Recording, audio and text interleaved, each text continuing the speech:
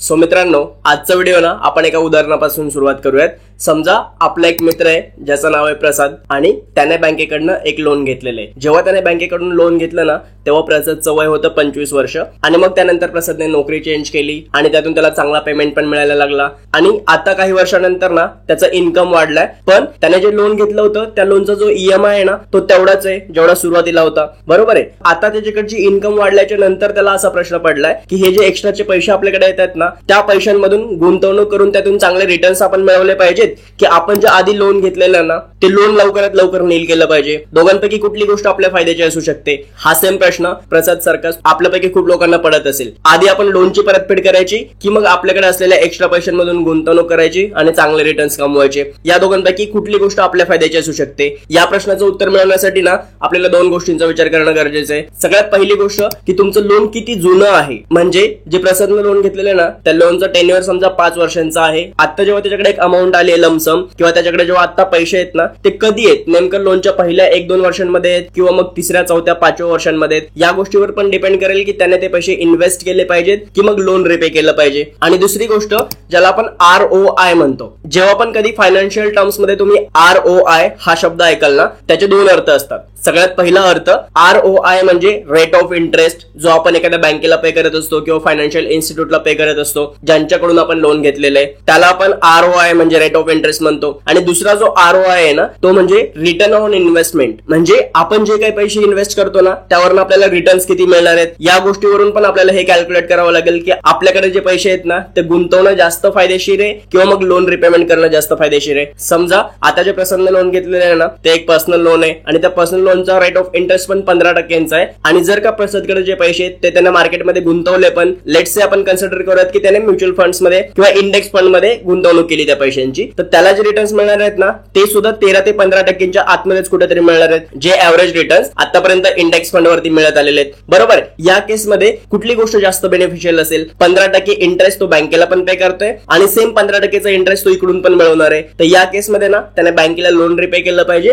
पण हेच लोन जर का समजा होम लोनचं असतं आणि त्याचा रेट ऑफ इंटरेस्ट 8%चा असता आणि इकडून मार्केटमधून त्याला जी रिटर्न ऑन इन्व्हेस्टमेंट मिळणार आहे ना ती 15%ची असती तर मे बी हा बेटर डिसिजन असू शकला असता की त्याने त्याच्याकडे जे पैसे आहेत ना ते मार्केटमध्ये इन्व्हेस्ट करावेत. साधारणपणे या 2 गोष्टी ज्या आपण कन्सिडर केल्या पाहिजेत कुठलंही लोन रिपे करायचं किंवा मग आपल्याकडे असलेले पैसे इन्व्हेस्ट करायचं या प्रश्नाचं उत्तर शोधताना. पण याच्यामध्ये एवढंच आहे का? तर ऑब्व्हियसली एवढ्या 2च गोष्टी नाहीत. त्यापेक्षा पण अजून काही गोष्टी समजणं आपल्यासाठी गरजेची गोष्ट आहे. त्याच अजून ऍडिशनल गोष्टी कुठल्या आहेत या प्रश्नाचं उत्तर या व्हिडिओमधून आपण शोधण्याचा प्रयत्न करणार आहे. सूरज थिटे नाव आहे माझं आणि तुम्ही बघायला स्टार्ट केलेले आहेत आपण जी फायर सिरीज लॉन्च केलेली आहे त्या फायर सिरीजचा 31वा एपिसोड जो आहे लोन रिपेमेंट वर्सेस इन्व्हेस्टमेंट या विषयावरती. आणि आपल्यापैकी बहुतेक जणांना आयुष्यात कधीतरी हा प्रश्न पडणार असतो त्यामुळेच हा व्हिडिओ शेवटपर्यंत बघायला विसरू नका.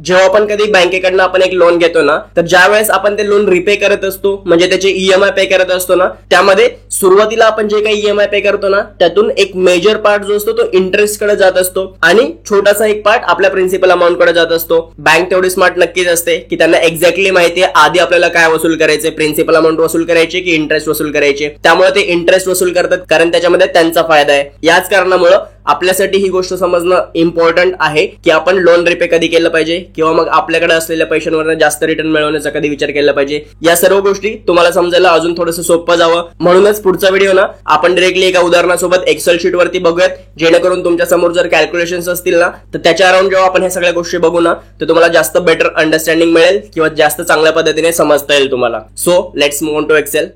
सो ही आहे आपली एक्सेल शीट आणि आता तुम्हाला स्क्रीनवरती कॅल्क्युलेशन दिसत असतील. समजा एक आपण लोन घेतलंय जे आहे 8 लाख रुपयाच्या अमाऊंटचं आणि त्याच्यावरती 15%चा इंटरेस्ट रेट आहे आणि त्याचं टेन्युअर आहे 5 वर्षांचं. तर आपल्याला साधारण EMI येईल 19,000 रुपयांचा. ठीक आहे. आणि 19,000 रुपयांमधून जेव्हा तुम्ही एकदम सुरुवातीला बघाल ना तर त्यावेळेस आपण जे 19,000 रुपयांचा EMI पे करतोय ना त्यातून टुवर्ड्स लोन जातात 9,032 रुपये आणि 10,000 रुपयांचा जवळपास इंटरेस्ट जातोय आणि दुसऱ्या महिन्यामध्ये 9,145 रुपयांचं टुवर्ड्स लोन जाते, 9,987 रुपये इंटरेस्ट मध्ये जातात आणि असं करत करत करत करत जेव्हा तुम्ही खाली जाल ना त्यावेळेस तुम्ही बघाल की कुठेतरी आपण इकडे 24-25 महिने EMI पे केल्याच्या नंतर 25व्या महिन्यामध्ये तुमचे 12,000 रुपये टुवर्ड्स लोन जात असतील आणि फक्त 6,800 समथिंग रुपये टुवर्ड्स इंटरेस्ट जात असतील आणि हे 5 वर्षांचं लोन अशा पद्धतीने 60 महिन्यांच्या आतमध्ये ते नील होईल. अशा पद्धतीने आपण ते लोन रिपे करणार आहे. तर आता आपला इन्कम वाढलाय किंवा कुठल्याही एका पद्धतीने समजा 1 लाख रुपयाची अमाऊंट आपल्या हातामध्ये आले आणि 1 लाख रुपये आपल्याकडे जे आहेत ना ते आपण लोन रिपे करण्यासाठी वापरले पाहिजेत किंवा मग इन्व्हेस्ट केले पाहिजेत ते पैसे. हा डिसिजन आपण कसा घेणार, तर त्यासाठी सगळ्यात पहिला विचार तुम्हाला काय करायचं माहिती, ते 1 लाख रुपये लोनच्या कुठल्या टप्प्यावरती तुमच्याकडे आलेत. म्हणजे आपण असं कन्सिडर करूयात की तुम्ही 3 वर्षांपर्यंत हे सगळं लोन ऑलरेडी रिपे करत आलेला आहात आणि 3 वर्षाच्या नंतर तुमच्याकडे 1 लाख रुपये आले. आता या 1 लाख रुपयांना हे लोन नील करण्यासाठी वापरायचंय की इन्व्हेस्ट करण्यासाठी वापरायचं, हा डिसिजन आपण कसा घेणार. तर त्यासाठी बघा आपल्याला सगळ्यात पहिल्यांदा हे चेक करायला लागेल की 36 महिन्यानंतर आपली आउटस्टँडिंग अमाऊंट किती आहे. इथं आपण बघतोय 36 महिन्यानंतर आपण 8 लाख रुपयाचं जे लोन घेतलं होतं त्यातली आउटस्टँडिंग अमाऊंट आहे साधारण 3,92,000 म्हणजे 4 लाख रुपयांच्या आसपास ती आउटस्टँडिंग अमाऊंट आहे. पण या अमाऊंट मधून पण आपण जो इंटरेस्ट पे करतोय तो इंटरेस्ट किती उरलाय हे आपल्यासाठी सगळ्यात जास्त इम्पॉर्टंट आहे. कारण जी प्रिन्सिपल अमाऊंट आहे ती तर आपण वापरलेली आहे त्यामुळे ती कधी पण आपल्याला पे करायचीच आहे. ते आपलेच पैसे जे आपण वापरलेले आहेत बरोबर, त्यामुळे आपल्याला ते पैसे पे करण्यासाठी जेवढा जास्त टाइम मिळेल तेवढा आपल्याला जास्त पाहिजेच आहे. फक्त आपला प्रॉब्लेम काय, जो इंटरेस्ट आपल्याला बँकेला द्यावा लागतोय ना त्या इंटरेस्ट मधून आपण किती सेव्ह करू शकतो बरोबर. त्यामुळे सगळ्यात इम्पॉर्टंट गोष्ट की आपल्याला इंटरेस्ट चेक करायला लागेल की किती आपल्याला पे करायचं आहे. त्यामुळे 37th मंथ पासून जर का तुम्ही या गोष्टीचा इंटरेस्ट चेक केलात किती आपण टोटल पे करणार आहे तर बघा तुम्हाला लक्षात येईल की साधारण 64,000 रुपयाचा आपण इंटरेस्ट पे करणार आहे. इथून पुढे जे काही 2 वर्ष राहिले 24 महिने किंवा 24 EMI राहिले त्याच्यामध्ये या केसमध्ये तुम्ही पे करताय 1 लाख रुपये पण इंटरेस्ट किती वाचतोय तर फक्त 60 ते 64,000 रुपयांचा. त्यामुळे तुम्हाला ही गोष्ट परवडणार नाहीये की तुम्ही ते 1 लाख रुपये 64,000 रुपयांचा इंटरेस्ट सेव्ह करण्यासाठी पे करा. त्यात पण असा विषय आहे की तुमची पूर्ण 64,000 रुपयांचा इंटरेस्ट नाही वाचणार आहे. या प्रिन्सिपल अमाऊंट मधून जेव्हा 1 लाख रुपये मायनस होतील त्यानंतर जे काही 3 लाख रुपये अजून राहतील ना त्या 3 लाख रुपयांवरचा इंटरेस्ट तर आपल्याला पे करायचंच आहे. त्यामुळे सगळ्यात पहिला डिसिजन जर का समजा 5 वर्षांच्या लोन साठी ऑलरेडी तुम्ही 2.5 ते 3 वर्ष पे करून झालेले लोन तर त्या केसमध्ये तुम्हाला ती अमाऊंट लमसम मध्ये लोन रिपे करण्यासाठी वापरणं परवडणार नाहीये कारण कमी इंटरेस्ट सेव्ह करणार आहे तुम्ही. त्याऐवजी जर का तुम्ही ते पैसे इन्व्हेस्ट केलेत समजा इंडेक्स म्युच्युअल फंड मध्ये इन्व्हेस्ट केलेत तर तुम्हाला चांगले रिटर्न्स मिळतील आणि तिथून तुमचे 1 लाख रुपयांचे मे बी 15% जर रिटर्न्स पकडले तर पुढच्या 2-3 वर्षांमध्ये 1,50,000 1,40,000 वॉटेवर काय जे होतील ते होतील आणि इकडं लोन मध्ये कमी इंटरेस्ट वाचणार आहे. सो तुमच्यासाठी बेटर डिसिजन हा असेल की तुम्ही ते पैसे इन्व्हेस्ट करा. पण तेच जर का समजा हे लोन आपलं मोठं असतं आणि तुमच्याकडे तरी पण जी लमसम अमाऊंट आहे ती 1 लाख रुपयांचीच असती. लेट से आपण इथंच बघूयात की ते लोन समजा हे 8 लाख रुपयांच्या ऐवजी 25 लाख रुपयांचं तुमचं लोन असतं. ठीक आहे आणि बाकी सगळ्या गोष्टी सेम असतात. 5 वर्षांच्या श्रेणीवर 15%चा रेट ऑफ इंटरेस्ट असला असता आणि त्यात पण तुम्हाला 36 महिन्यांच्या नंतरच 1 लाख रुपये लमसम मध्ये आले असते. तर बघा इथं तुमच्या 25 लाख रुपयांपैकी 12,26,000 रुपये आउटस्टँडिंग अमाऊंट बाकी आहे आणि तुम्ही त्याच्यानंतर इंटरेस्ट किती पे करणार आहेत तर इथं आपण बघू शकतो समजा एंड पर्यंत तुम्ही बघितला तर तुम्ही पे करणार आहेत साधारण इंटरेस्ट 2 लाख रुपयांचा. शार्प 2 लाख रुपयाचा इंटरेस्ट पे करणार आहे. त्या केसमध्ये जर का तुमच्याकडे 1 लाख रुपयाची अमाऊंट असेल ना त्या केसमध्ये तुमच्यासाठी ही गोष्ट बेटर राहील की तुमचा जो 2 लाख रुपयांचा इंटरेस्ट बँकेला पे करायचा आहे ना तो वाचवण्यासाठी ते 1 लाख रुपये तुम्ही लमसम मध्ये इन्व्हेस्ट करा. या केसमध्ये जेव्हा तुम्हाला जास्त इंटरेस्ट पे करायचा आहे ना त्यावेळेस तुम्ही तुमच्याकडे असलेले 1 लाख रुपये लोन रिपे करण्यासाठी वापरणं जास्त बेनिफिशियल असू शकतं तुमच्यासाठी. कारण तुम्ही ते जरी इन्व्हेस्ट केले ना तरी त्या मल्टिपल मध्ये कदाचित तुम्हाला रिटर्न्स मिळणार नाहीयेत. बघा जर का आपण जस्ट एक्झाम्पल म्हणून ही गोष्ट करूनच बघितली 36 मंथ आपला कुठं संपतोय इथं जर का तुम्ही 1 लाख रुपये रिपे केलेत समजा ओके तर रिपे केल्याच्या नंतर तुम्ही बघू शकाल इथे 1 लाख रुपये रिपे केल्याच्या नंतर जे आपलं 60 महिन्यात संपायचं होतं ते लोन आपलं 58 पण नाही 57th मंथ मध्ये नील होऊन जाते. 3 महिने तुम्हाला कुठलाच EMI पे करायचा नाहीये आणि साधारण आपण त्यावरती इंटरेस्ट किती पे केला तर तो पे केला 1,68,000 म्हणजे इंटरेस्ट वरती आपण साधारण 30 ते 32,000 रुपये वाचवले. आणि दुसरी गोष्ट आपण जे 3 EMI लास्टचे पे करणार नाहीये आपलं लोन 3 महिने आधी संपलं त्या 3 महिन्यांमध्ये पण तर तुम्ही पैसे वाचवलेत ना. त्या 3 महिन्यांमध्ये इथं साधारण जे काही तुमचा 59,000 रुपयांचा म्हणजे 60,000 रुपयांच्या जवळपासचा EMI होता ते 3 EMI मध्ये तुमचे 1,80,000 रुपये म्हणजे ते 1 लाख रुपये अर्ली पे करून जवळजवळ तुम्ही 2 लाख रुपये वाचवलेत. त्यामुळे ज्यावेळेस तुमच्या लोनची इंटरेस्ट अमाऊंट जास्त असेल तुमच्याकडे जी लमसम अमाऊंट आहे त्याच्यापेक्षा तर त्या केसमध्ये तुम्ही ती लमसम अमाऊंट लोन रिपे करण्यासाठी वापरली पाहिजे. ओके दोन्ही गोष्टी तुम्हाला समजल्या. जर का समजा तुम्हाला जो इंटरेस्ट बँकेला पे करायचा आहे तो तुमच्या लमसम अमाऊंट पेक्षा कमी आहे तर त्या केसमध्ये तुम्ही ते पैसे इन्व्हेस्ट केले पाहिजेत लमसम आणि इकडचं लोन तुम्ही ऍज इट इज चालू ठेवलं पाहिजे. आणि जर का तुम्हाला जो इंटरेस्ट बँकेला पे करायचा आहे ती अमाऊंट तुमच्या लमसम अमाऊंट पेक्षा जास्त आहे बऱ्यापैकी, तर त्या केसमध्ये तुम्ही ती लमसम अमाऊंट लोन रिपे करण्यासाठी वापरली पाहिजे. आता आपण अजून एक केस बघूयात आणि त्यासाठी आपण परत एकदा जाऊयात ह्या 25 लाख रुपयांवरून आपलं जे ओरिजिनल लोन होतं 8 लाख रुपयाचं त्याच्यावरतीच. ठीक आहे, समजा आता हीच 1 लाख रुपयांची अमाऊंट तुम्हाला ना एका वर्षाच्या आतमध्येच आली, तुम्हाला एखादा बोनस मिळाला किंवा वॉटेवर केसमध्ये तुमच्याकडे एक लमसम अमाऊंट किंवा 1 लाख रुपये तुमच्या सेव्हिंग मध्ये तयार झाले. आता ह्या 1 लाख रुपयांसोबत तुम्ही 12व्या महिन्यामध्ये काय केलं पाहिजे, तर या केसमध्ये ना सरळ सरळ आपण लोन रिपे करण्यासाठीच ते पैसे वापरले पाहिजेत. कारण तुम्ही एका वर्षामध्ये बघू शकता 12 महिने तुम्ही लोन पे केलंय आणि 8 लाख रुपयांमधलं 19-20 हजार रुपयांच्या रेटने आपण कॅल्क्युलेट केलं तर 2,28,000 तुम्ही बँकेला पे केल्याच्या नंतर पण तुमची आउटस्टँडिंग अमाऊंट आहे 6,83,000 रुपये, जवळजवळ 7 लाख रुपये.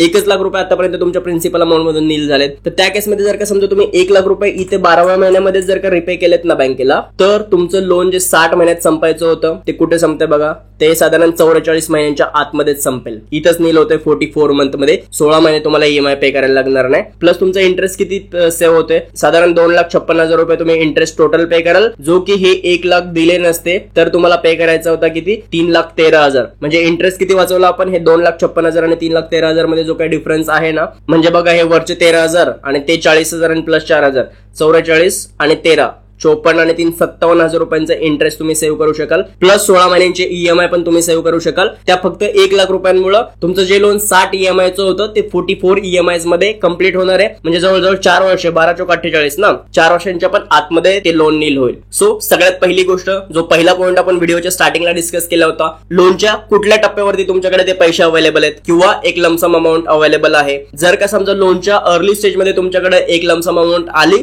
तर तुम्ही बिंदासपणे ती लोन रिपे वापरू शकता. आणि जरी समजा लेट आली पण ती अमाऊंट लमसम कमी आहे आणि तुमचा इंटरेस्ट जो बँकेला पे करायचा आहे तो जास्त आहे, तर त्या केसमध्ये पण ती लमसम अमाऊंट आपण लोन रिपे करण्यासाठीच वापरली पाहिजे. पण जर का इंटरेस्ट अमाऊंट जी आपल्याला बँकेला पे करायची ती कमी असेल आणि आपल्याकडे लमसम जी अमाऊंट आहे ती जास्त असेल, तर फक्त आपण ते इन्व्हेस्ट केले पाहिजेत आणि चांगले रिटर्न्स मिळवण्याचा प्रयत्न केला पाहिजे. ओके, ही होती सगळ्यात पहिली इम्पॉर्टंट गोष्ट.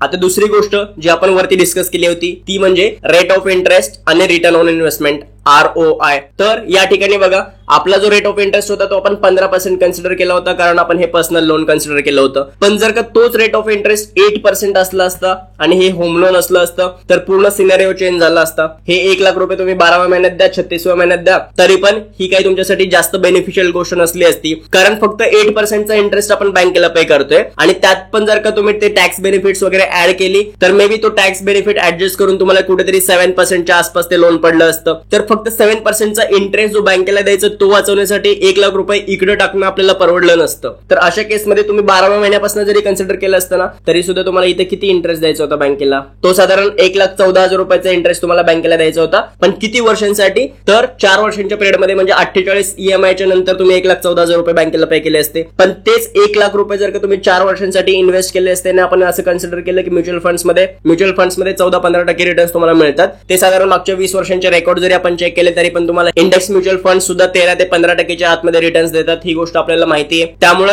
जर का आपण जस्ट चेक जरी केलं, 1 लाख रुपये आपण इन्व्हेस्ट केले आणि 4 वर्षांसाठी इन्व्हेस्ट केले, तर त्या 1 लाख रुपयांचे 1,74,900 रुपये होतील, म्हणजेच 1,75,000 रुपये होतील. पण आपण इकडे इंटरेस्ट किती पे करत होतो, तर फक्त 1,14,000 रुपये. या केसमध्ये सुद्धा साधारण 60,000 रुपयांनी आपणच प्रॉफिटमध्ये असलो असतो. त्याच कारणामुळे जेव्हा तुम्ही रेट ऑफ इंटरेस्ट कमी पे करताय ना आणि जे काही तुम्ही इन्व्हेस्ट केल्यानंतर तुम्हाला रिटर्न्स मिळाले ते जर का जास्त असतील ना पर्सेंटेज मध्ये, म्हणजे बऱ्यापैकी जर एक गॅप असेल ना, तर तुम्ही ते पैसे ऑब्व्हियसली इन्व्हेस्टच केले पाहिजेत. ती जास्त बेनिफिशियल गोष्ट असणार आहे आपल्यासाठी. ओके, खूप जास्त काही रॉकेट सायन्स नाहीये. या 2-3 गोष्टी आहेत फक्त, ज्या आपण फायनान्शियल टर्म्स मध्ये जर विचार केला की आपण लोन रिपे आधी केलं पाहिजे की आपण पैसे इन्व्हेस्ट केले पाहिजेत, तर आपल्याला कन्सिडर करणं गरजेचं आहे. याच्या पलीकडे पण हा डिसिजन पर्सनल पण असू शकतो. बऱ्याच लोकांना असं वाटत असतं की आपण लवकरात लवकर डेट फ्री झालो पाहिजे, आपल्या डोक्यावरती कुठलं कर्ज नाही पाहिजे. तर अशा केसमध्ये पण जर का समजा तुमची मानसिक शांतता तुमच्यासाठी जास्त इम्पॉर्टंट असेल, जे काही 1-2 लाख रुपयांचे आपण रिटर्न्स कमवले असते ओव्हर द पिरियड त्यापेक्षा पण, तर त्या केसमध्ये सुद्धा मे बी तुम्ही लोन लवकर रिपे करण्याचा निर्णय तुमच्यासाठी योग्य असू शकतो पर्सनली. आणि जर का तुमचं वय जास्त असेल, म्हणजे समजा तुमचं वय 50 वर्ष आहे आणि तुमची रिटायरमेंटची एज कुठेतरी 55 किंवा 60 वर्षांची आहे, तुमच्याकडे फक्त कमवतं वय राहिलंय 5 ते 10 वर्षांचं, त्या केसमध्ये पण ना तुम्हाला अजून रिटर्न्स कसे मिळवता येतील किंवा त्यातून प्रॉफिट कसा मिळवता येईल आपले पैसे इन्व्हेस्ट करून, हा विचार करण्यापेक्षा तुमच्याकडे जे लोन आहे घेतलेलं तुम्ही ते रिपे करण्याचा आपण जास्त विचार केला पाहिजे. कारण आपल्याकडे कमवता वेळ कमी आहे आणि रिटायरमेंट नंतर पण तुमच्या डोक्यावरती काहीतरी लोन असावं किंवा हेडॅक असावं, ही गोष्ट आपल्याला आवडणार नाही किंवा त्रासदायक असू शकते. म्हणूनच ना लोन रिपे करायचं की आपल्याकडचे पैसे इन्व्हेस्ट करून जास्त रिटर्न्स कमवायचे, हा पर्सनल डिसिजन पण आहे. जे काही फायनान्शियल ऍस्पेक्ट्स होते या निर्णयाचे ते तर आपण ऑब्व्हियसली बघितले. आणि तुम्ही जर यंग असाल, तुमच्याकडे वेळ असेल अजून आणि ह्या सगळ्या गोष्टी तुम्ही समजू शकत असाल, तर ऑब्व्हियसली आपण या गोष्टीचा फायदा घेतला पाहिजे आणि आपले पैसे वाचवण्याचा प्रयत्न केला पाहिजे किंबहुना वाढवण्याचा प्रयत्न केला पाहिजे इन्व्हेस्ट करून. आय होप तुम्हाला ही गोष्ट क्लिअर झाली असेल की आपण आधी लोन रिपे करायचे किंवा मग आपल्याकडे असलेले पैसे इन्व्हेस्ट करायचे. या प्रश्नाचं उत्तर शोधताना कुठल्या कुठल्या गोष्टी आपण कन्सिडर करतो हेही तुम्ही बघितलं. दोनच सगळ्यात प्रमुख गोष्टी आहेत, तुमच्याकडे जे काही लमसम अमाऊंट आहे किंवा जे काही पैसे येतात तुमच्याकडे ते लोनच्या कुठल्या टप्प्यावरती आलेत, आणि दुसरी गोष्ट तुम्ही किती इंटरेस्ट बँकेला पे करताय आणि जर काही इन्व्हेस्ट केले तर त्यातून तुम्ही किती रिटर्न्स कमवू शकता. या दोनच गोष्टींच्या भोवती फायनान्शियली हा प्रश्न फिरत राहणार आहे. त्याच्या पलीकडे जाऊन तुमचे काही पर्सनल रिझन्स असू शकतात, तुमचे काही वेगळे थिंकिंग पॅटर्न्स, फॅमिली प्रेशर, या सगळ्या गोष्टी असू शकतात. त्या गोष्टींचा पण तुम्ही विचार करू शकता. याच्या पलीकडे सुद्धा जर का तुमचे काही प्रश्न असतील तर कमेंट बॉक्स मध्ये विचारायला विसरू नका. हा व्हिडिओ जर तुम्हाला आवडला असेल तर व्हिडिओ लाईक करा आणि हो, अशाच महत्वपूर्ण व्हिडिओसाठी ना आपलं युट्यूब चॅनल सबस्क्राईब करायला विसरू नका. आपण भेटूयात पुन्हा पुढच्या व्हिडिओमध्ये. तोपर्यंत आपली आणि आपल्या सगळ्या माणसांची काळजी घ्या. दिस इज सूरज तिटे सायनिंग ऑफ.